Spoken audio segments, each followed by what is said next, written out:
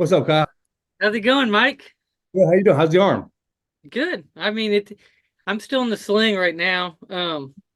I have about 2 weeks, I think, 4 weeks in the sling, and then I come out of it. And What was the final verdict? What'd you hurt? so I dislocated it and tore my rotator cuff. This time it Hey, was the back part of the rotator cuff, and then bicep tendon and labrum. So so that's a good little injury. yeah, it's a good one. So the rotator Yeah. cuff is the worst part of it. Just a No, I know. little longer to strengthen that back up. Yeah, I'm gonna have to get mine done. My left arm. Too many swings and misses. So like I can't lift my arm like past here. It's like you can survive, but once it starts affecting my golf game, then I'm like, you know what? Yeah. I don't care. I don't put the dishes away, so it's great. It gets me off of dish duty. Like I can't lift that up there. But golf, then I'm like, all right, I gotta fix it. I'm with you. You know what? I'll say my golf game. I've gotten better at golf over the last probably few years, mostly because every injury I'm forced to like have to adjust my golf game in order to Yeah, be able to yeah. play with the injury. Like I broke my ankle. I was playing when I couldn't bear weight on it. I would just like hop up and I just learn how to drive the ball through on my left leg. We got to make more men like you. We wouldn't do it. So I'm But excited to be on here. This is cool. yeah, I told Vinny, I'm like, I'm gonna have more questions for him than he's gonna have for me. man, I I, don't. Hey, you've done it for a minute. How long did you play professionally for? so I got drafted 2010, and then I played till 2019. 2019, and you played for what, three teams? So I played for three teams in the big leagues, and then Texas, Cubs, White Sox, Padres, Red Sox, Twins. That's it. That's It's a it. lot of it again. Yeah. What's the so I'm curious because like from a fan's perspective, like when I watch baseball, I'm a Cardinals fan, always have been, die hard. And so you have the rivalries like Chicago but as a player, going through the organizations, you've gone through so many different organizations. Do you still like when you competed, did you still have those rivalries or how did that really in reality what was like that like because you're changing teams quite often. Yeah, you're right. And everyone asks me like, who's my favorite team? Like it starts there. I was a Yankee fan like through and through, my whole family. But as I got drafted and started understanding baseball, the game, how it works, I really more started cheering for certain players. Like I became almost more of a Red Sox fan than I was a Yankee fan. And my wife works for the Yankees, so like now I'm back to like on the Yankee train. But like the rivalries were always so interesting and so different. Like I don't think the Yankee Red Sox rivalry is the same as it was when I was watching. I think the Cubs had a rivalry with St. Louis. Yep. The Rangers had a rivalry with Houston Astros. That was a big one. Other than that, the White Sox, like you would think their rival is with the Cubs, but the Cubs at that point, because the White Sox hadn't been doing well, it's almost like the fan base shifted to like there are bigger games coming up. But when you get in a rival game, it's something that words can't describe kind of the feeling, especially when you come out on top. It's a full on party in the locker room. It's a full on party in the stadium. It's a full on party in the bars afterwards. So Yeah. it's a fun time. Yeah, probably the atmosphere even when you're playing because baseball's unique in the fact that you play so many games a year. It's And crazy. so you got to think like I know as a competitor when I'm competing all the time, each day like if I'm going on a summer run and I'm gone, and I'm riding, 18 days out of 25. Yeah, After like towards the end of it, you get in such a like numb, almost you're numb to almost everything because you're just in the rhythm of the season. Um, absolutely. does like the rivalries, did the timing of the year, did that impact what that Yeah, like what you experienced, or was it pretty like at times did that kind of give you maybe if you're going through the the dog days of summer yeah. and you go into one of those rivalries, it may actually help you kind of re-energize you a little bit. It really does. And it's like funny with 162 games in about 180 days, There was probably 80% of the time I didn't know what day we were on because it was just like every day is the same. Every day I got, okay, we have pretty much 4 night games, 5 night games a week. And then I have on the weekend, usually a day game, and there might be one day game mixed in. So like every day, I was just happy if I knew what month we were in. Like, and which is you get used to it. And to be honest with you, I think like the biggest thing in the real world, like the business world, is I always had a set routine. I crave having like I wake up, I do this, I eat this, I go to the cage this time, I hit BP, I do my ground ball. Like it's just a routine. So in the business world, you're always thrown off with routines, and I'm always trying to like really in my brain come up with something. Okay, this for this next 2 weeks, things are going to be a little different. So I have to come up with a different routine, which is, I guess, fun. I'm still getting used to that. But when it comes to like those routines in the dog days, it the weekend series when you get a night game against a rival, you're definitely feeling some different feelings, and you need that every once in a while. Yeah, Their schedules are pretty much. I mean, I know they're set in stone, but I think they do a lot of research on that. Like at the end of the series, like when it's right. not September, it's like August. So the game still means something, but we still have a whole month of, well, I'm 5 games up or I'm 3 games up, and now we need to win this and they need to lose. So you still play with that a little bit, but as a baseball player, anything with bright lights and a meaningful game will recharge you at no cost. So that's intriguing to me. Like when you talk about games ahead, games back, where you're at in the season, did you pay attention to that very much? And how many people don't? In bull riding, just as a context, so Yeah, in bull riding, like some guys will study bulls, be like, okay, we're facing this bull, and then some guys are super reactive. They don't care who they're facing. They don't care what the bull's gonna do. It's just like what's in front of me type of a deal. Some guys like will pay attention on the weekends too, like how many bulls they have, what place they're in. Some guys yeah, don't care.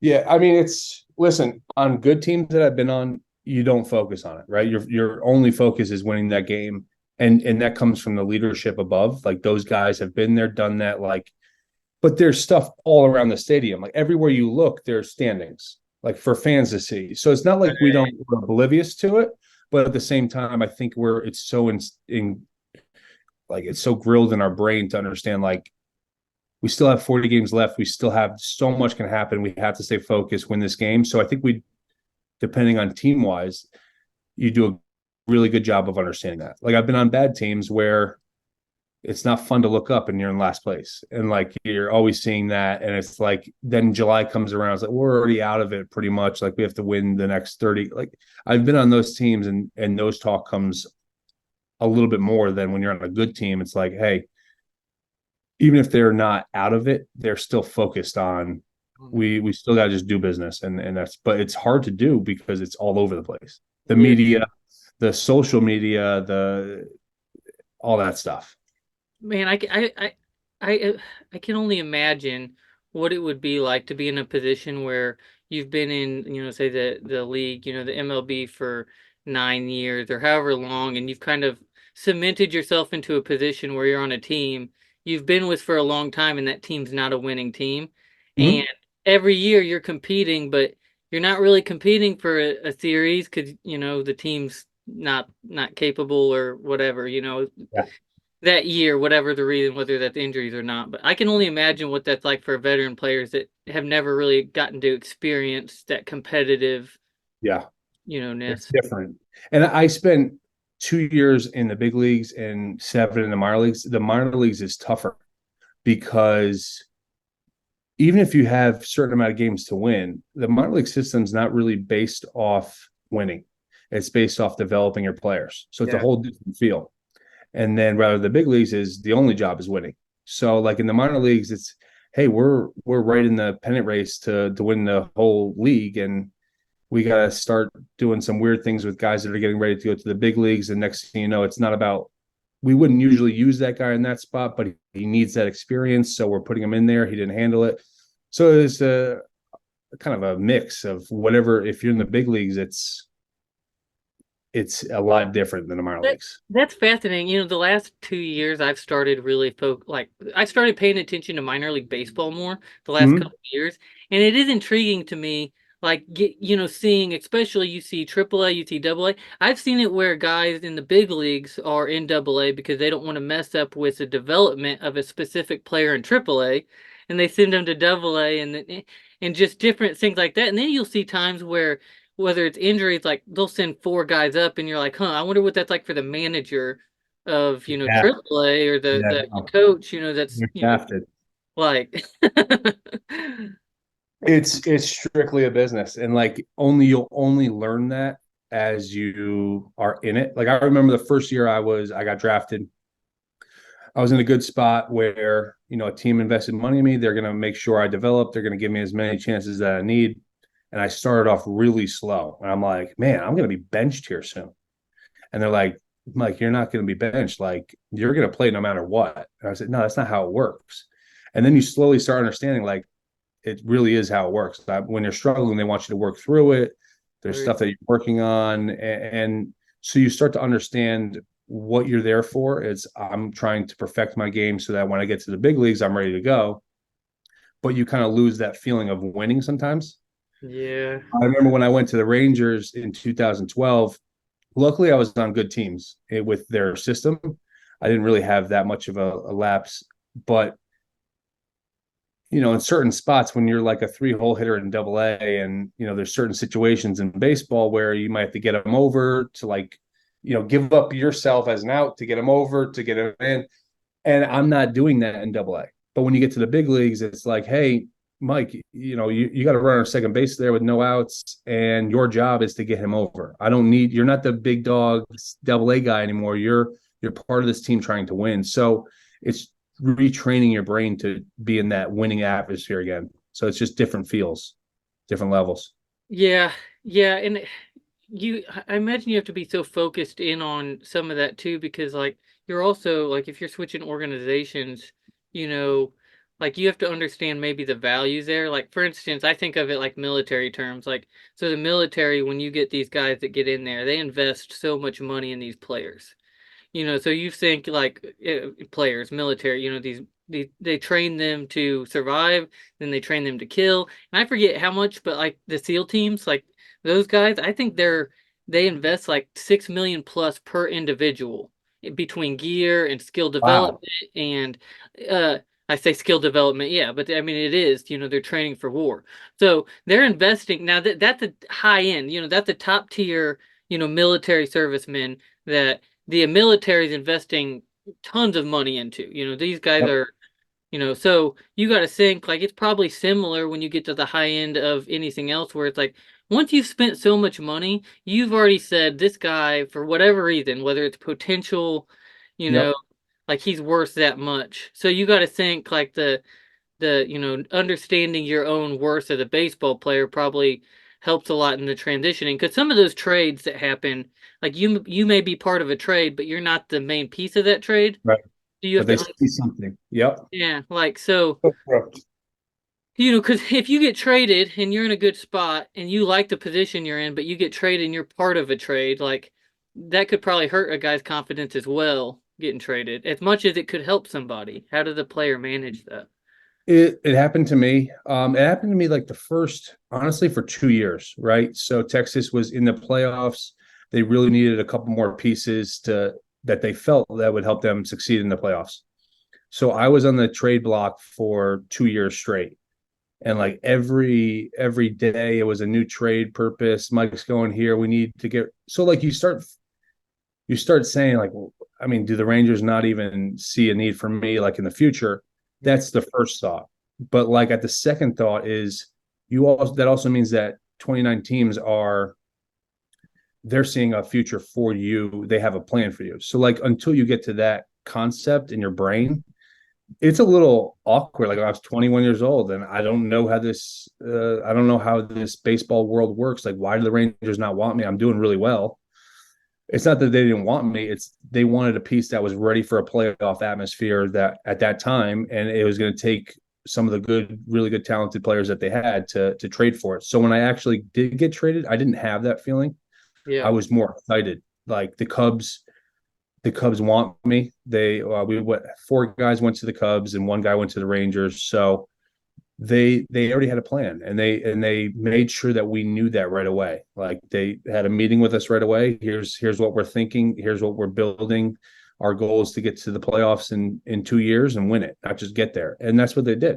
Yeah. So it comes down to those things. Early on, young guys might struggle with it, but when they really understand what the business is, and maybe a better opportunity for them to play and have success, a better path, it's more exciting when they start Yeah. understanding that. Yeah, it's interesting. You see some guys too, like culture, clubhouse cultures, Yeah, it changes because some of these guys are freaking amazing. Like they'll come out of nowhere, and you got to think they're the reason for that. Something made yeah, that clip. Carpenter was, when he went to the Yankees, when yep. we just got rid of him last year, and he went over to the Yankees and just went off. Mm-hmm. And you just got to think like, so how much does the culture in the clubhouses change from team to team? I got a great story for that. So, like my first day in the big leagues with the Rangers, right? They're a great team going for the playoffs. Their only goal is to win. I remember being so nervous we had a flight that night to go to Kansas City. And it was, all right, I know I have to get the beer for the guys. I know I have to, like, I was asking Michael Young this. I said, hey, so after the game, I'm going to get the beer. Then there's snacks that we need to get. He's like, whoa, what are you doing? Let's just go win a ball game. Who cares about all that shit? Like, we don't need that. I'm like, okay, wow, that's the guys warned me, like, make sure I have all this done. He's like, no, let's just win this ball game. We'll figure all that, which like eased me, right? You don't want to be the rookie that's like not doing the right things. And then I've been on teams where we were terrible, and it's like the main focus is where are the rookies? Make sure they got that. Like that's their focus. That was the team chemistry in the locker room. Is like make sure the rookies know that they haven't earned anything, and they gotta, which I respect. But Right. at the same time, when you get on a good team, it's not like that. The culture is like, let's bring me in as one of the teammates, new guy. Let's get him as comfortable as we can, as quick as possible, and let's do our job and win games. So it depends on the team. I've Yeah. had, Yeah. had several different scenarios in a locker room, and I never got to be the veteran, but I know from my experience with the Cubs that even if there was rookie stuff that we need them to do, it's like let's not focus on it. Let's really focus on getting them comfortable. Like I learned from a good team, Yeah, yeah, yeah, sure. Yeah, and and that's a lot of them. that probably changes too. Like the culture, the Yeah, clubhouse culture changes throughout time. Just you got to think like it is a business, and so you got to think people are changing all the time. I mean, there's a lot of stress when you're on a bad team. There's a lot of stress on not just the players because they know that there's going to be changed at the end of the year. They have to get their numbers to the way they need it so that they can go promote for another team. It changes for the coaches. They're extremely stressed about their job, their future. It changes for the front office, like getting heat from the owners. It's all around. So it does change, and the best is when you can try and stay as even keel as possible and just kind of roll from there. that's interesting. You talk about that because so the PBR, which they're doing the teams now, so they've just entered. I heard that. They've introduced this team concept, and that's one of the things that's intriguing as it develops. Is like one area is like right now we're starting to see some coaches change, but really there hasn't been any like accountability on the coaches part where if a coach loses, X amount of years in a row or can't provide a winning team, Right. their job should be on the line. Well, in MLB, a coach is not going to lose consistently and keep his No, job you no. know. So it's intriguing, like when we It watch is. this in the PBR side, is like there's little things like that like I know diehard, bull riding fans may not get it, but like in other sports, there's so many of these pieces, and like each one is disposable because they're all a business. Yep. That's not it. It's not a fun feeling sometimes for the athletes No, when we know. Yeah. yeah. Well, you have this idea, I think, when you come into, for me, probably most people when they think of, their career and reaching a high level, that like you're gonna get to that level and you're gonna be, indisposable, and nobody really is. No, no. It's you think about some of the really good seasons that happened. Like I think about a Juan Soto, right? He was 21 and single-handedly won the World Series for the Nationals. Had a great year after that.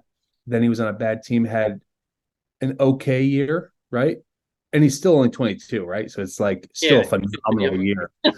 But then you start after that year, then people are like, well, is he the guy that 1 year? Like, do you not realize what he did like for 4 straight years of like unbelievable numbers? And then COVID happened. He had a small injury, and then they weren't pitching to him. And then all of a sudden, he still hit 270 with 20. Like, it's a great year. But like people, if you have a great year, you've got to keep having great years, or people are going to be on you. Yeah, It's wild. 100%. Yeah, it is. Yeah, yeah, 100% it is. Yeah, and heck, 22 in the big leagues, that's stupid anyway. He Most was nine. people, He was like 20 yeah, when he but went. even 22 right now is how Crazy. old he is very young. Like if you're Yeah, 24 and you make your debut, you're freaking a you're young. good. I mean, it takes. See, at college, you're 21. You got short A ball, double A.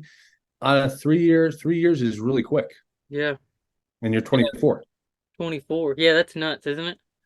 I've had plenty of friends that have been 30, 30 plus and getting their start, at 30. So it's a lot of it's timing, a lot of it's luck, most of it's skill, but you got to have some of those things involved too. Yeah, I remember watching a interview Albert Pujols did about like how lucky he got that he was able to get into the league at 21 because Yep. he said it was just a freak deal where McGuire at that time was coming out and that position needed filled and it just happened Exactly. he was there. Yeah. And one of my dad's buddies, his son actually played behind Derek Jeter. Okay. So he was in AAA for So eight he was years. unlucky. He had like he didn't have any leverage to get out. And Yeah. next thing you know, he wasted 7 years in the minor leagues and Derek never got hurt.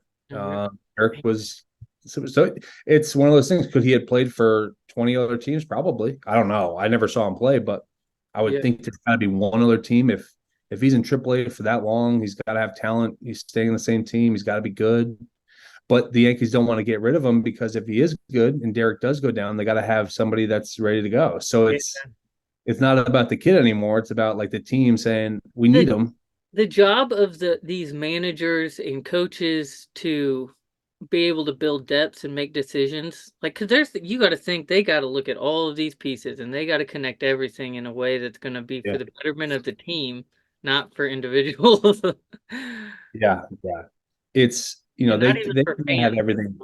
They have pretty much everything mapped out in the off seasons as best they can. There are guys that are going to surprise them in a good way, guys that are going to surprise them in a bad way. But for the most part, they do a really good job like laying out the map for them. Yeah. And there's some communication from them too. Like I remember my first year with the Rangers, I was in short season doing really well. And, my thought was maybe I'll move up a level, go here. They sat me down like the second week and said, hey, you're not leaving. I want you to get comfortable here. Like the plan is for next year, you're going to skip low A, go to high A. So they were like informing me instead Okay. of me constantly thinking, what Yeah. do I have to do to get to the next level? If I'm doing really well here, why can't I go up there? And they wanted just our core group to kind of stay together, get comfortable together. And then I like that. Yeah.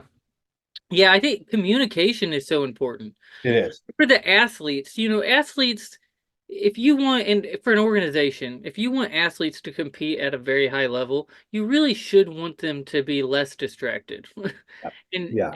if you can, to the best of your ability, being able to allow athletes to, be undistracted is a big deal in their performance. So communication would have to be at the very top, you'd think.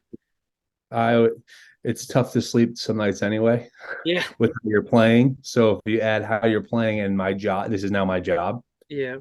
Yeah, those could be definitely sleepless nights. So you get a good front office, good coaches.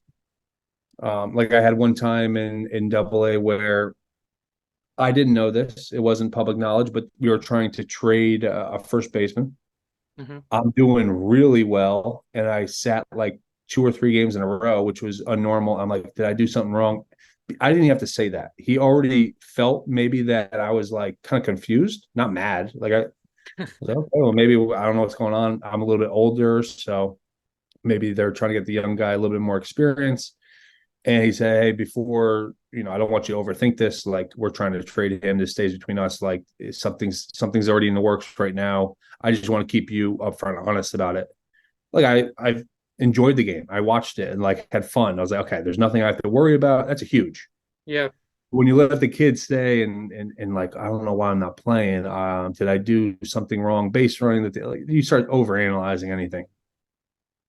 Yeah, for sure. And I mean, especially too, like the commitment. I mean, Yeah. it is intriguing with baseball, the skill development, because you talk about that age where it's like even other sports, NFL, these guys are young coming into the league, you know, Yeah.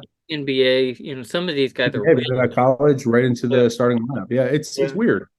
It's a different deal. So you're committing a long time, and like especially you get into the minor leagues and you're not making the money. No. So it's one thing if there's distractions on you and you're making $40 million. Okay, well, Right. I'll be deal with the totally fine. distractions, deal with them. Yeah. But if you're making, just you're barely scraping by, you're grinding it out in a different way, then like that now it's changed. What's the difference between that experience in like AAA or AA or single A to the minor league system versus big leagues? Because I know even traveling, you know, is different for us when we're competing at the high level and the lower level. No, it's Flying versus driving and everything. people get it a little misinterpreted when I say something like this, but like the big league is easier than the minor leagues, right? So the big leagues is not easier because the pitchers are worse, or they trust me, they know how to every way to get you out up in the big leagues, but you have better travel, you have better hotels, better food, better money to get off-season stuff that you need.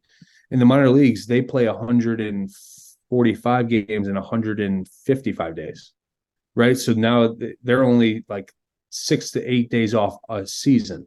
It's crazy. And your travel days in AAA, we were playing night games, 7 to 10 at night.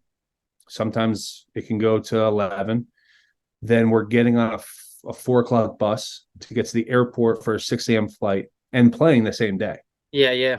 Like, we're in AAA, there was one game that we were in New Orleans. It was maybe 115 degrees. The game went 16 innings, went to like 12:30 p.m.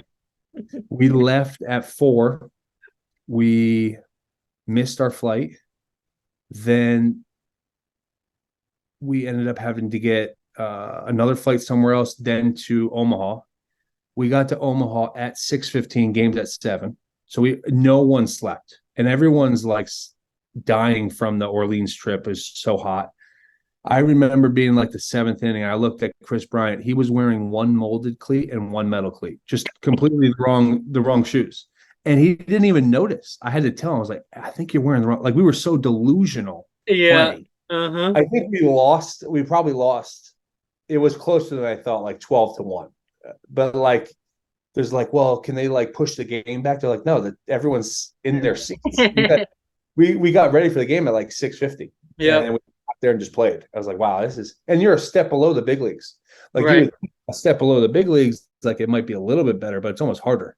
What that probably prepared you though, if you ever went through one of those times where it's like they called you last minute to come up to Yeah, the it big league. happens way too often. And it happens. I throughout the year. That's one thing this last year I paid attention to because the Cardinals are in a spot where they have so many young guys right now, Yeah, and there yeah. are a few of those veterans, but they're like in a transition period, and Mhm.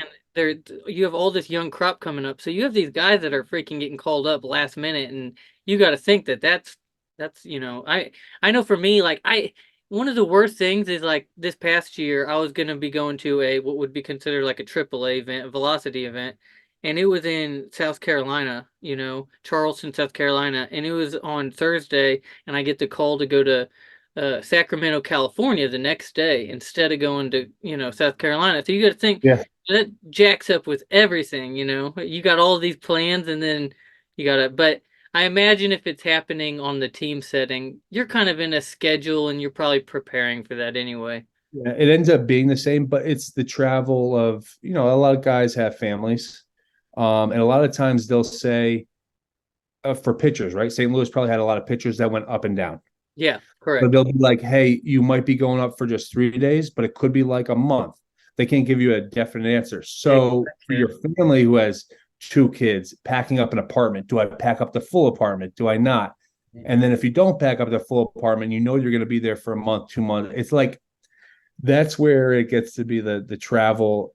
Everything's the same. Like once you get there physically, it's like, okay, thank God I'm here. Right. Yeah, right, right, I'm right. back. I'm back to AAA schedule, the same as the big league schedule when it comes to get to the field, practice, ground ball, all that stuff. But you almost feel bad for like the wives and the girlfriends and the kids. And it's like, well, but you know, at the same time, it's a really good problem to have when you're going to the It's, like if your yeah, biggest stress is like getting there, it's like, well, financially it's worth it for your wife to, help and yeah. pass up and the um my wife, her dad played in the big leagues, like he coached in the big leagues, so she really understood like Just the life. schedule and lifestyle It of, yeah. Yeah, like I don't sleep at night. Like I get home at 11, I'm extremely wired. I sleep till 11 a.m. So it's having somebody that understands and is willing to do that stuff, that's huge. That is interesting. The rhythm of uh, competing, and being on the road a lot. They did that. There's a different rhythm to it, and for the family, it's a different deal. For us, it's different, and it's actually, for us, it's a good thing because like I'm gone, 2 to 3 days on the weekend, and then I'm Yeah. home the rest of the week, and Right. I never have to take her with me because it's not, like baseball. You go, you have to live there, Yeah. so you belong to a city or whatever. Where for us we're not, we're individuals. So with the team concept, I don't, in the future maybe they go that route, but even right now, like the teams are made up of individuals. For the team stuff on for everybody else probably looks one way, but for the athletes, nothing's really changed Right. outside of some of the contract and how we get paid. But Okay. for like the PBR team stuff, you're not moving, so I'm not, if I get, signed to a team in Oklahoma, I don't have to move to Oklahoma type of a deal. Got it. Got it. Yeah. And the good thing is when we do, like, we're in hotels a lot, but it's like for 8 days. So like it's not 3 days back home, 3 days. Like Yeah. it usually in blocks of like 7 to 9 games away, 7 to 9 games Okay. home. So it's the same way for what, like, maybe if it's a closer trip, like Chicago to St. Louis is closer. Yeah. So maybe I take the kids for the weekend, but we'll come back. And, Right. and then we know we have you coming home for 9 games home. So like you don't have to worry about the kids missing as much, which Yeah. helps. When you start doing like a 3 day trip to Texas and then 4 days and back home and then 4 days in Florida, then it's tough. Then Yeah. you can't really get settled in. Like at least I know when we go on the road, I treat it like I'm living at home. Like it's okay. I'm here for 3 days. We're going to take another hour flight. I'm there for 3 days. Like it doesn't affect you too much. Sure. Yeah. Yeah. No, I could see that. Yeah. And I'm sure that having the family, like, your wife's used to it and, that's that's probably the biggest deal. I bet that's difficult. I bet it's difficult. So for me and my wife, when we got together, and I was riding bulls when we got together. Yep. So she didn't know anything different. Like from we were together when so I'm sure that like that if you get married and you're already in the big leagues, like then your wife doesn't know anything different. But like if it's your high school sweetheart and she's went through Yeah. the whole process, I bet that's difficult because you're dealing with a individual who is kind of along for the ride and is introduced to a whole new lifestyle that they didn't know existed. Yeah. It's just getting the point across that like some in a weird way, sometimes like we have to be selfish. Like and how we go about training. Like, can we go on vacation? I have training set for this. Like I'm doing this for this. So maybe I'm not doing as much of the family stuff as I want, but at the same time, I'm doing all this. Like I know it might look selfish. I'm doing all this for our family. So when Sure. you get somebody that understands that, then it's like real easy. I've had. I hope maybe my wife will see this, but I've had, in the past, I always thought maybe I didn't want somebody that knows anything about baseball Mm. because you talk about baseball so much. You're for 250 days, you're 10 hours, 11 hours of just baseball. So it's maybe I don't want anyone. And I remember there was a girl knew nothing about baseball. And like I had a really bad game first time we met, Mm-hmm. 3 strikeouts and a pop out to like the catcher. And she's like, "Oh my God, you did so great." I'm like, "What?" That was one of my word. I don't know what you're talking. She said, "You made contact with the ball 3 times, like 3 foul balls." You know what? Maybe I can't because I think she's going to try too hard. So maybe like, Yeah. nah, maybe I should stick with something. And I met my wife. I played with her brother at UConn, and I met her when I was in Double A. And it's just kind of crazy how the conversations start flowing. And I sometimes she was giving me advice. I'm like, gosh, that's really good advice about my swing. That I don't know how you know that, but you're right. You're 100% right. So it's really cool, the dynamic. Yeah. Yeah. I was meaning to ask you, what are injuries? So my elbow, I had my elbow surgery was the Texas Ranger surgeon. That Oh, did my elbow. What? was it Meister? Meister. Uh, Meister? There's two of them. I'm not sure which one it He was. may have done one of my. He did my collarbone probably. The guy Okay, so that. he's the same one that does the college too. Okay, When he did it, he was flying out to the College World Series for got one, it. and then he also does the Rangers. Tandy Freeman, he's the PBR's main physician, and he's Mhm. out of Baylor in Fort Okay, Worth, okay. or Dallas. Um, so yeah, but he did my elbow. What I mean is that mostly actually my shoulder. So the shoulder that I just got done, one of the St. Louis Cardinals. I think they have four physicians or whatever, and he's one of them that did my Yeah, shoulder too. What's the big injury wise? Like, when you're talking about a long year, like I'm sure that you guys are dealing with like nagging injuries and like, major injuries. And are most of the injuries due to nagging stuff that's not taken care of, or is some of it just freak? yeah, yeah. I don't know if we've played any big league or any pro players played a game like 100%, right? Because there's so much wear and tear on your Yeah. body. What's up, everybody? I'm thrilled to announce a fantastic partnership between the Rodeo Wagon Podcast and Rodeo Life Official. Rodeo Life isn't just a coffee brand, it's a veteran owned business that epitomizes the principles of hard work, dedication, and perseverance in all their products. As an avid consumer of Rodeo Life coffee, I am proud to align myself with a company that mirrors my values and resonates with our audience. Supporting this veteran owned business is not only a testament to our shared ethos, but also a way to give back to those who have served our country. This partnership promises exciting content, collaborations, and surprises for all our listeners and the rodeo community. You can anticipate special episodes featuring the Rodeo Life experts and even a chance to win some Rodeo Life merchandise. We look forward to this journey with Rodeo Life and the enriching experience it will bring our audience. Join us as we venture into this partnership, fueled by a passion for rodeo and a great cup of Rodeo Life coffee. Stay tuned for more exciting updates and the amazing things to come from the Rodeo Wagon Podcast and Rodeo Life Official. Make sure you go to rodeolifeofficial.com and check out all their sweet merch. Are you searching for that perfect statement? Look no further than Bluegrass Engraving, where creativity meets craftsmanship. Their specialty lies in creating custom buckles and dip cans, but that's not all. They redefine elegance with an exquisite line of jewelry, and for those who appreciate a little flair, check out their engraved guns collection. At Bluegrass Engraving, they don't just create products, they craft experiences. Visit Bluegrass Engraving today and let them turn your visions into engraved realities. Bluegrass Engraving, where artistry meets authenticity. Hey there, folks. I want to tell you about my favorite cowboy hat brand, Sombrero Brands.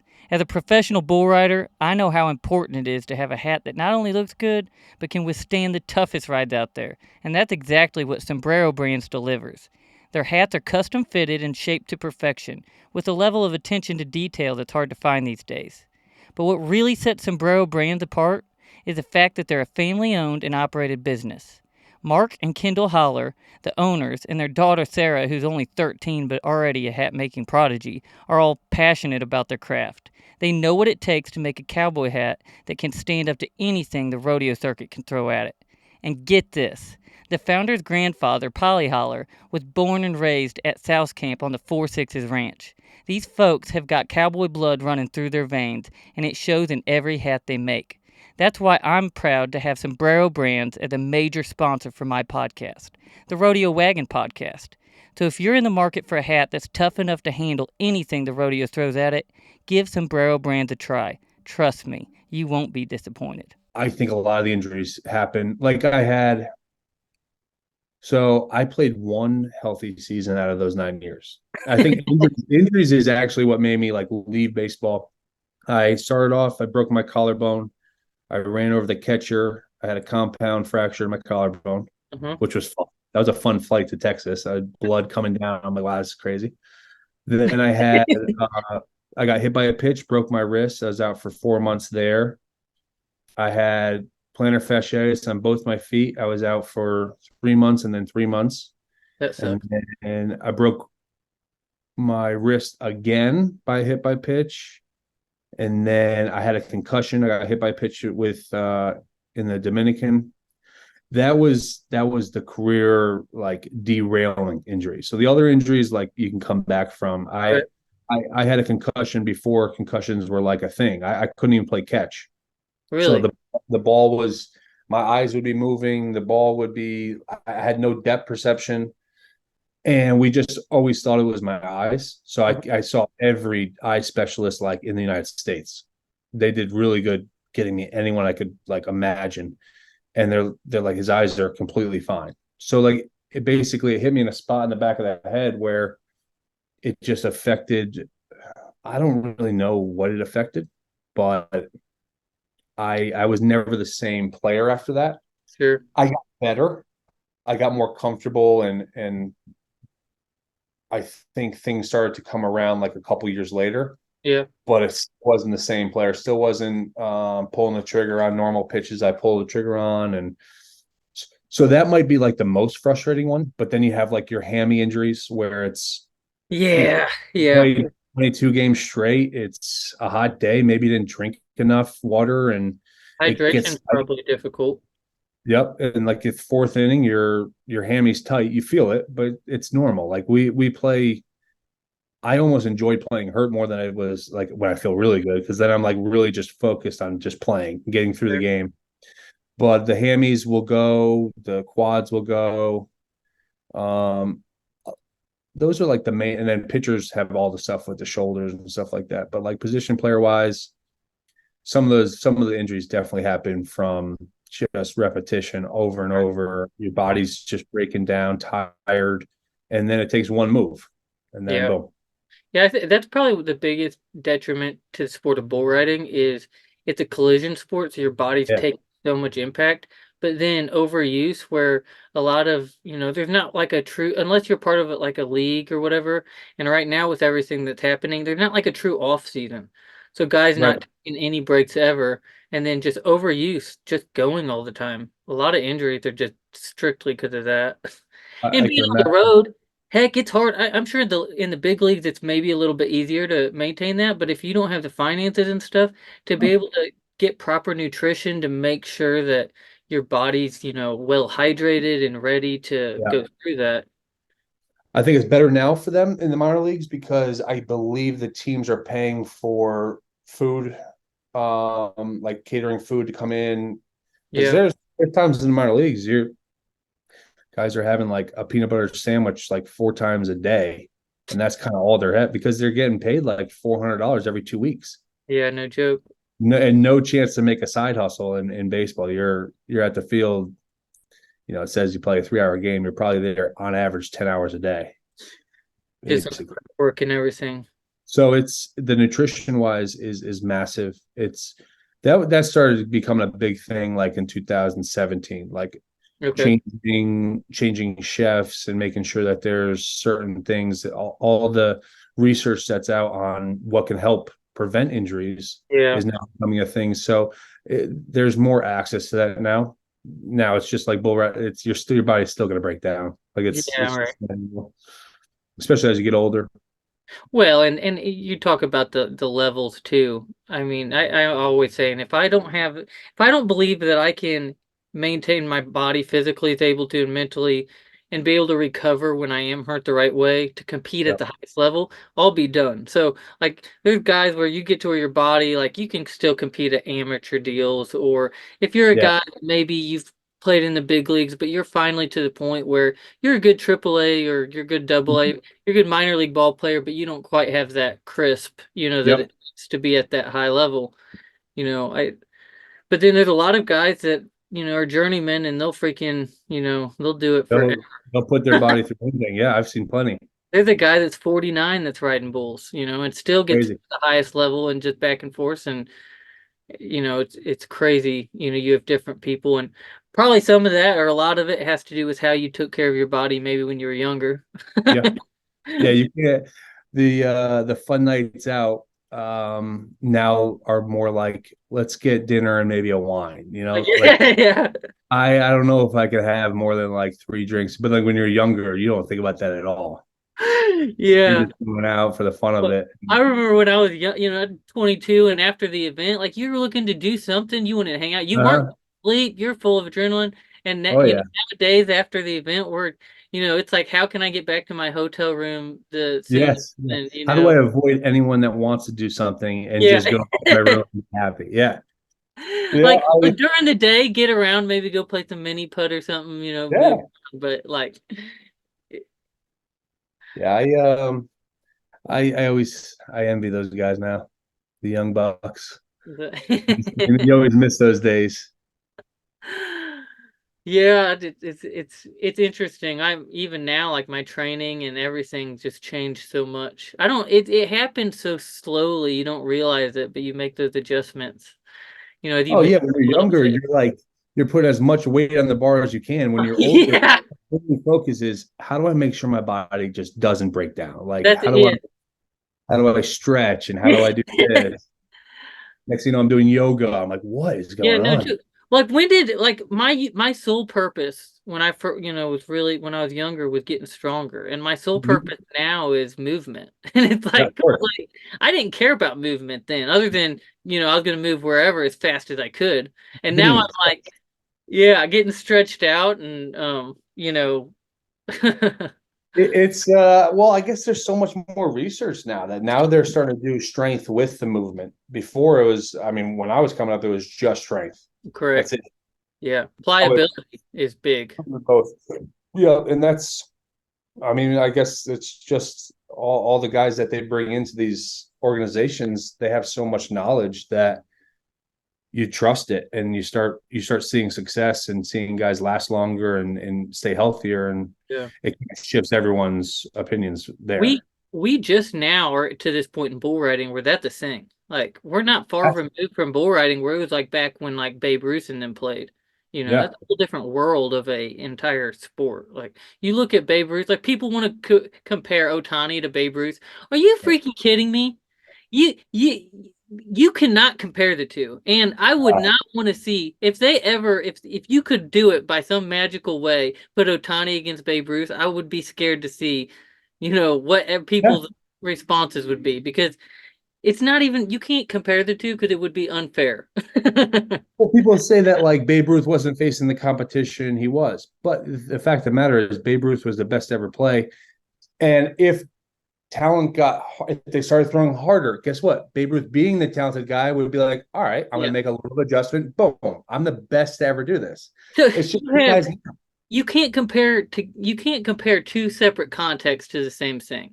No, Like what you can say is, the best in the world at their time probably would have been the best in each era that they were at because I'm they were fully they agree had with that you. drive. They'll figure out a way to make sure and even you hear Mike Trout talk about pitching now. He's like, I don't know, like 6 years ago, the average velocity was 91, 92. Now I got guys throwing 103. Like you had one of the best players in the game right now saying that he's not scared of it. He just knows mentally, all right, I got to make a little adjustment. Yeah. That's what you're saying. I think Babe Ruth could have been the same, like he is now. Yeah, you can't, in each time frame you have those people. But what's interesting is the technology we have now, because you got to think like if you were to have given Babe Ruth everything that you would give these young guys coming up, With you the give them bats, Babe access. Ruth is using Yeah, a 42-ounce bat. Why don't we give him a 30-ounce bat and see? right, yeah, With yeah. prime wood that's done with special paint, not just like take a tree branch, babe, and just go hit off the sky. And it shows the development too, like in contrast to like those guys back then and what they were doing to what it is now. Even the mound, like look how many times the mound's changed and how far Of the course. mound away. And I think they were talking. I was watching on Sports Center couple of years ago, and they were talking about the mound and like who threw the hardest pitch ever, and they were talking about the trajectory changes everything. So you're looking at like Nolan Ryan, who was not on the same mounds that they're pitching on today. He could have threw the ball just as hard. It's just it didn't track it that way because it's not. Yeah, yeah. They always try to make like they wanted to move the mounds back. Pitchers will always have the advantage, right? So if they move the mound back, maybe it's not going to be as hard, but the ball is going to move more. So they're like, Yeah, yeah. have that extra 2 feet, I'm going to make it dive down a little bit more. And it doesn't matter what you do. It's every hitter is going to have to change whatever. Every pitcher is always changing. Every hitter is always changing. And how many times? Okay, so we went through this. We're really going through this now, and it's probably been this way for a while. But like as an athlete, the PBR changes rules all the time. yeah, I can't tell you how many rule changes throughout the year happen. In the MLB, is it mostly year to year? During the season, do rules change much? they can't change during the season. They can't. Nope. And lately they've been trying to change it a lot more. Like we had the pitch clock. That's been the biggest change, I think, Yep. which I always find funny. It's you want to make the game fun and quicker, which I understand. Some baseball is not fun to watch until like the last inning, right? Until you appreciate it. It's like anything. Unless you appreciate exactly. And then so now, okay, fine. So many fans want it to be more fun. Let's make it quicker. So pitchers have to be boom, boom. I get it. Now they're complaining it's too quick that they can't enjoy the game. I'm like, changing rules it's always tough. You never know what's going to click and what's not. But the good thing is they have we have a players association that talks with the league. So they set their rules in advance. They give us spring training to understand it. And some of the rules, which I always find is interesting, is there's independent ball leagues, which is not professional, but like they're not with an organization. And they'll try some of the new rules out in that league. So when I played independent ball in 2019, we had the bigger bases, we had the pitch clock, and we had the umpire's automatic strike zone. So electronic, and they tried it out on us to see like how would this affect baseball? How was it specifically the strike zone? That's what awful. Was it? Extremely awful. A lot of work that would need to be done because if you think about like a curveball is coming in the zone, and it starts high, comes down. If it nicked the top part up front, it's a strike. But like I can't. This isn't a strike up here. Like I can't hit that, but it's coming down. Coming down by the time it reaches the back of So it's like the bases was awesome. I think the bases was huge. It prevents injuries. First basemen have a little bit more wiggle room to like be on the bag. And then the pitch clock on first. Yeah, especially on first. Yep. And the pitch clock I like the pitch clock. I think a lot of guys like it. There's going to be certain guys that don't. Yeah. Especially older guys who have routine, been there, done that. Now I'm rushing and getting hurt maybe because I'm rushing. So there's pros and cons. The earpiece, that's another one that they've started. The you probably have to have both. If you're going to have the clock, you're probably going to have the earpiece. Of course, and I like that. Yeah. Honestly, if what I don't like maybe is so with all the pitch stealing stuff, right? There was pitch stealing has always been in the game, right? But it's an art of learning what the catcher's doing, learning what the pitcher's doing, and relaying the message. That's always so. Now with the cheating and stuff like that, I personally would like. I think that without the pitch clock would be just what they need. Because you understand what the pitch is. I don't have to worry about the baseman stealing the signs. I don't have to worry about the hitter stealing the signs. So, because there's a lot of times where if someone's on second base and the pitcher thinks that he has a sign, he calls time. Right. So, like, if we can eliminate that, that's great. Yeah, for sure. Yeah. So there's always cool things. I like rule changes. It's just like any rule change. You're not going to like it at first because it's different. I wonder what the league, so when they look at changing rules, like what are they taking into consideration a lot of times when they're changing rules? Is it pace of play for the baseball?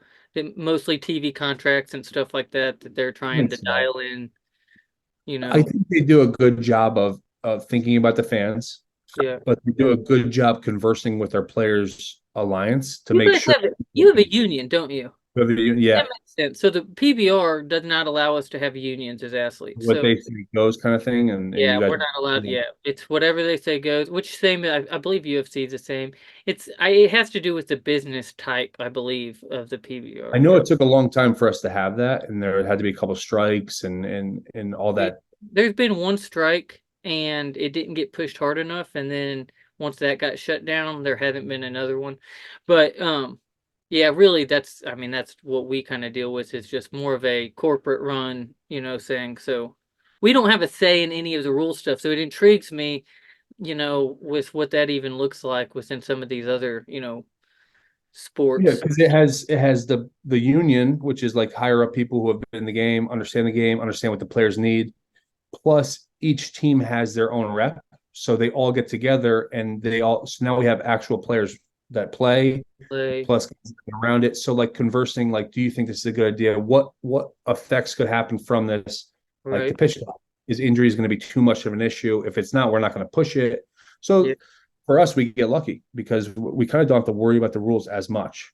yeah. We know that there needs to be some changes, but we at least have a little bit of say to. Well, yeah, and you probably don't have to like for us, like for me, if something's happening that really concerning, like I'm gonna have to put in the work to like know what's going on, understand all of it. Whereas if you do have a union like that, especially if you're a younger guy, you can rely on the experience of some guys and not have to worry about it so much, and so then you can kind of stay focused on, the main task at hand.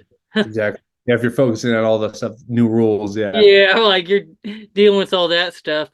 I'm sure for new players, that's it takes a lot of your attention just dealing with the rule changes, let alone, whether they need to be implemented or not. Yeah, they even have like a rookie, like in the off season, they'll have like a rookie seminar where it goes over like either new rules or how to interact with the press. Like they really try to get you comfortable before you're there. So like that's another perk that our unions come up with. And if we can give guys advice before they get into the spots, that will help them. So they're more focused on baseball, not how to handle an interview. Like I remember my first interview, my first week in the big leagues was crazy.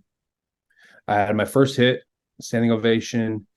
Then I made a base running error in the second game. So like almost, I think I may have ruined the game. Maybe I think we may have won it, but I got lucky. So then I blew it. Then I had like a game winning sac fly on a high again. And then I made a throwing error to lose a game. And I remember, Michael Young came up to me. He's like, "Hey, listen, when the reporters come in, they're going to come right to you. You're going to handle it like this." I'm like, no, don't they know I'm upset? Like, I don't want to talk right now. They're like, "Mike, this is the only time they want to talk to you. It's when like this happens." And you just handle it like if you have people in your corner that help or have seminars where it could help you focus on what to say right. Like, hey, I make that play 99 out of 100 times. It's completely my fault. It's something I'm just going to put my head down, keep working. Like you have to handle it like that. And some kids don't have that education going into it. So it's a lot for them. It's almost like they're more worried about the outside world than just playing. I've seen that before. Yeah, yeah, for sure. And you get it too. Get guys get to the top level and just being there. Everything's just so distracting. Just being Oh in the yeah. bright lights and the Oh yeah. around people. I mean, I remember my first event on tour, and I had gone when I first started riding. I went to a JB Mooney school, and JB, one of the best to ever ride bulls. And like I remember going, and working on him teaching, and there's like a group of 14 of us there, and then I remember making my debut and actually getting to ride with JB and like look at somebody like that, and then you get up there and everything's just, like Yeah. It's like shell shocking. It's my first time, my first spring training. I remember calling my mom saying, "Hey, I'm going to go face some of the big leaguers today," and on the back, like excited. And like literally, like your brain has to start understanding, like, yeah, but Mike, you can play with like you don't have to treat them like that, but it's a surreal moment at some points, right? And then next year you're locker mates with Josh Hamilton, and you're like, man, you know what? Like I can do that. It's not as a big of a leap to think that I could play here. but it's like Yeah. training your brain to being like, there's so many like superstar athletes here, and do I belong? And this is crazy to no, these are going to be my teammate. Like once you change there, then you're good. Yeah, right. You Yeah, know, you get in the flow of it. You start to make friends, know people past what you've seen, the whole they've facade. all been there. They've all been in the same Yeah, spot as you. right. I asked them like I because hey hey I say that, but I don't agree. I think there's a few of these guys out that are prodigies, and at like 2 years old, they're freaking like they've Bryce been in Harper. that. King Griffey Jr. There's the Hall of Famers are like that. They Yeah, yeah. know that, and there's a few of them for sure. Hey, there's a few out there though that I know, like in football, the Kurt Warners of the world. Yeah, different path, and Took a yeah, that's what makes sports fun. it does. Yeah. Everyone has a different path to it, and like when you start hearing the stories, and for some kids that are like, should I quit? They can hear one more story, and it's like, you're right. I'm Yeah. gonna keep going. Like you need that sometimes because it's so hard. Like I put so much work in. I don't see the light at the end of the tunnel. Then you talk to a guy that never got drafted and was working in a grocery store, and all of a sudden threw a bullpen. Some guy liked him. Now he's in the big leagues. Yeah. So many stories, so many different stories. Right. This is fun. Yeah, it is. For me, like I'm turning 30 this coming year, and I've been doing this at the high level, and like I love competing. And for me, the hardest thing, whenever that time comes in 5 years or 3 years or whatever, where I retire, like I can't imagine like transitioning out of competing at a high level like that. What has that been like for you in that process?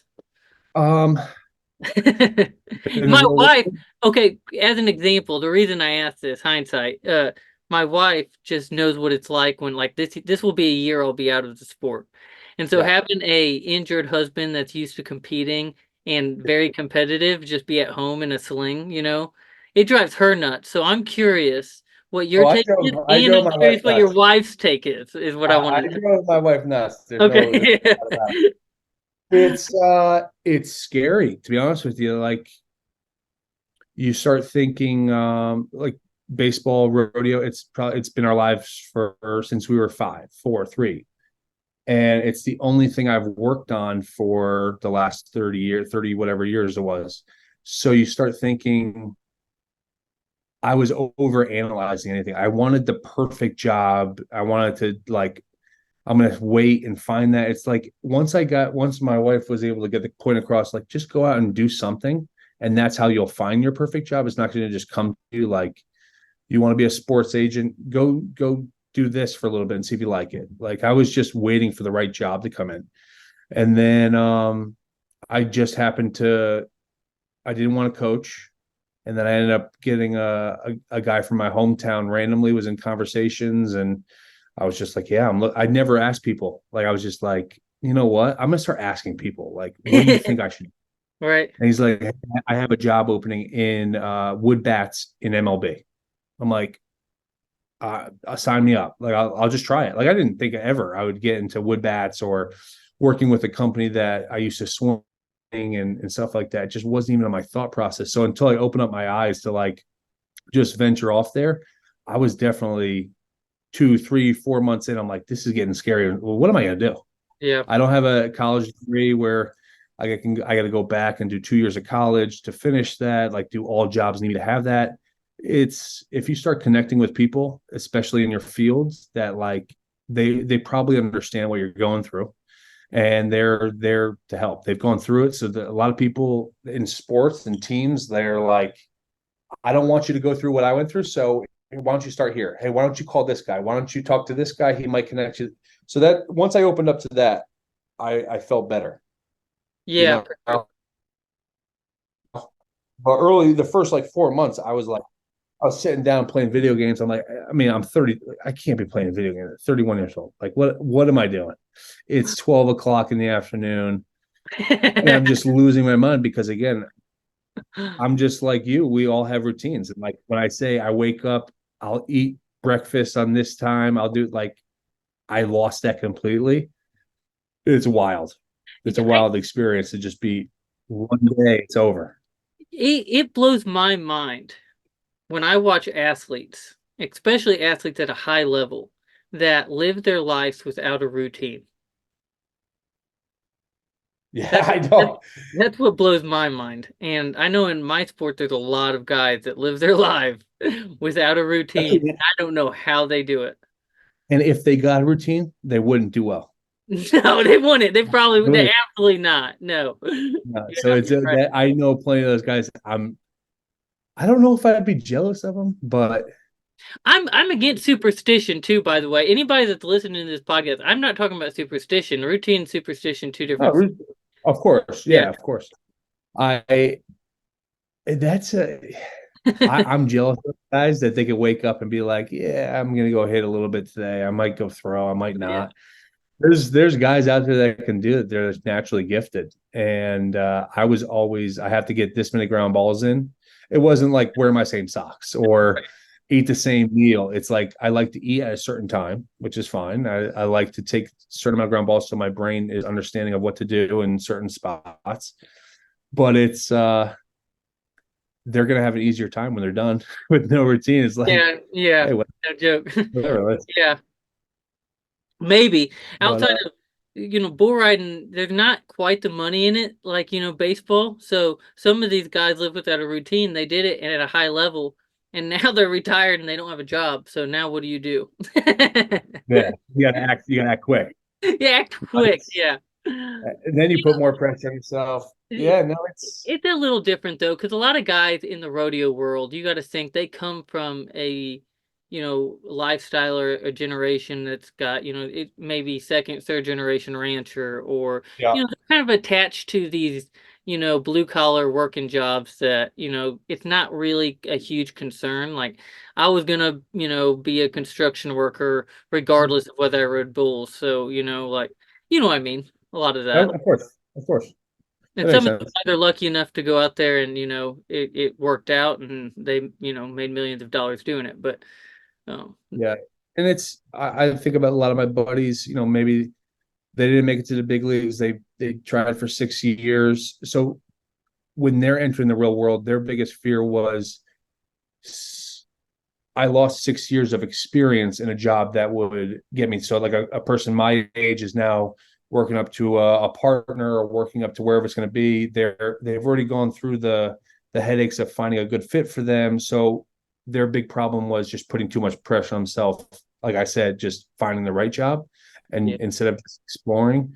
But some of them don't have that luxury and they'll do three jobs. I think the good part about it is athletes know what it takes to get to a certain level and they have a work ethic. So if it's like, all right, I'm going to do this job, it's not going to pay me enough. I'm going to do lessons here. There's yeah. always, if you don't overthink it, you'll know that the hard work ethic you can't teach. So it's, as long as you have that, you're going to, you don't need as much time as you think. You can just ease into it and work other things. And then something's going to come to you where you know that you have to put food on the table and you'll Well, do anything to prepare. people think that we've been taught and our educational system is taught that intellect is a important and valuable tool. Well, Yeah. so is a work ethic, and I don't think it's taught enough. And I think work ethic is as valuable, and I agree. Yeah. I was blessed in, I went with a veteran and I traveled with Matt Triplett, and he's been to, multiple world finals and really been at the high level and competed for world titles multiple years. And he told me, a little bit earlier on, he said, hey, you need to be at least 5 years before you retire. You need to start and planning, your exit so that you have time to where when that time comes, that can be as seamless as possible. Yep. And that's where, me and Vinny, what we're doing with Western Edge. But I was just blessed to have a guy that had done that and said, hey, you need to start planning now. He's like I Yep. made a lot of money and it provided me with a lot of stuff, but I won't get that money when I'm done riding. So, how do you, use your money the right way and how do you invest your time the right way? I think is important. It's one of those things that I think it'd be a great business to start up where you're preparing guys. I think the biggest thing that happened with me is I had all those educations from people that would come in hey, you got to start investing your money the right way. The money's great now, but eventually, Right. you're going to be gone. You got to be ready for that. And it was people that maybe, I don't know, if you don't, I didn't know them. They hadn't been through experiences that we've been through. So maybe I didn't trust them as much. And like starting up a company where you got guys from all different angles. You got guys that made millions and are broke. You got guys that didn't make millions, invested very well. You got guys that made business deals with friends that didn't work out. There's so many things that athletes go through that if you hear it from an athlete, they may understand it quicker. Because I know I made a lot of financial decisions that were terrible. So I could have been in a much better position when I was done retiring. And I heard the conversation maybe 150 times. It's just constant, Yeah. constant education on this is what you do. This is how we do it. This is what you should do. But I didn't trust the people that were talking to me. Yeah. And there's a lot of athletes that are in that situation. And it's when it hits, then, and you have a family, it's like, wow, I remember the 150 conversations that we had. I should have done it that way. But Yeah. it's, I don't know. It's always a thing. I want to educate as many young kids as I can. As you can. I'll- Yeah. I'll- Hey, hold on one What? second. I gotta go use Yep. the restroom real quick. I'll be right No, no back. problem. Give me I 2 might seconds. only have. Okay, no problem. I Oh. only have like 10 minutes. So if Okay, that's all right. let's finish it up then. Yeah, we're good. Okay, Yeah. okay. I'll throw a thing in there. Definitely. I think, the whole financial side, it's hard too, like with bull riding, like what we're dealing with, you have a lot of guys that, the money's quick and so it comes in, but Yeah. you may not win every single weekend. And so you have a whole nother element. Plus you're dealing with a lot of guys where it's a young sport. So 24 in bull riding is different than in baseball, where a lot of guys are, it's it's getting better because people are taking care of their bodies better. But for the most part, it's a young person sport, and you really do have to know a person to, if you when I'm 22 and I just go win $14,000, It's gone. It's gone in like you a know, couple of months. you're not thinking about that properly, and I don't think a lot of guys won't listen too. So like at that time, I probably wouldn't have listened to somebody that wasn't in my shoes. And I don't know why. I don't know why. I Yeah, wish it was different, but that's what everyone says. Like yeah, you don't like everybody. I got money coming in and I got this, and then all of a sudden I get hit by hit in the head, and I'm like, wow, I don't have the money I thought was going to come in.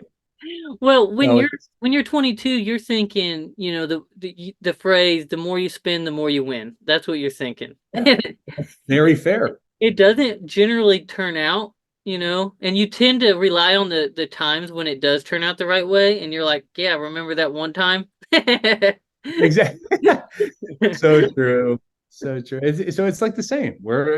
I think any athlete that gets paid money in your brain, in order for us to get to the highest level, we have to have some understanding of like it's never going to stop. Like I don't care what level they're at. Like I see him, he's better than me now, but I'm going to be better than him. Like that's if you don't have that, you're not going to make it far.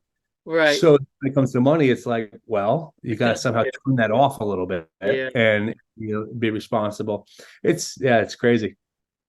A lot of athletes it's like their biggest thing. It's how do I control what I can control now and be smart. Yeah. And then you got guys that had the big money that are like, hey, let's go to this dinner. Next thing you know, your bill for one steak like $500. Did I need that? No. But like you do it for team bonding and you do it for pride. I remember going and you go to these nice restaurants with the guys that are just at the top, and you don't have the money, but you're gonna purchase that steak and you're gonna get what everybody else got, and nobody else knows it, but you're suffering at that table. Exactly. No one exactly. I had luckily my first rookie dinner, they brought me in and we did like a sushi thing. The bill was like $21,000, and then they're like, "Hey, Rook, it's on you." I'm like, what? Like I got to call my mom. Like, what am I gonna do? Oh, let me call the bank real quick. Yeah, they already paid for it, but they like brought me in, and then on my walk home, I'm like, what in the hell were those guys doing? $21,000 for sushi rolls, some sake, and some now. I'm like, that's so crazy to me. They that do. thankfully paid for it, but They like that. probably did they do this ever with you? I know like when we go as a group of guys, like every once in a while it's gonna be a couple guys and then everybody will throw in and whoever loses, Yeah. has to pay for I'm the entire oh meal. I'm 0 for 6 on the credit card limit. I actually paid the 6 times I threw in. So then I Oh, said, no, I'm not doing it. You guys, you guys did it. One time I did it when I was in Dominican, and it was all our American guys, which there was 8 of us, and then it just so happened all the girlfriends and wives were there. I'm like, oh, so 16 people. Wow. Of course, that was the first one I did. I lost. that's it. Yeah, that's it. I was I like, have a oh, wow. buddy, Ezekiel Blue Mitchell, and every single time we go anywhere, that is exactly what every time he does it. I've never lost. One time I That's did it. good. One time I did it, and I did not have enough money in my account to pay for that food tab. Um, and I didn't. It's a smart move. If it was, It's a smart but move. if it would have been me, I would have just, just told Flip, Yeah, been like, I'd have been, guys. I just yeah, yeah, they would have been cool. they'd But have yeah, been smart cool with move. it. Very- They have some other crazy things that happen with that stuff. That's But man, it's been awesome having you on here. I want to have you again. There's so much stuff that we could get into, and I I'm gonna just, ask you questions next because I yeah, am intrigued on what you guys go through. It's like it's tough for me to wrap my brain. I've gone to a rodeo event. I did the Vegas one. I did you did one okay, in Texas. It's one of the coolest sporting events I've been to. Like I different, Vegas one was insane. yeah, One in Texas was like one of your smaller ones, but okay, I started to understand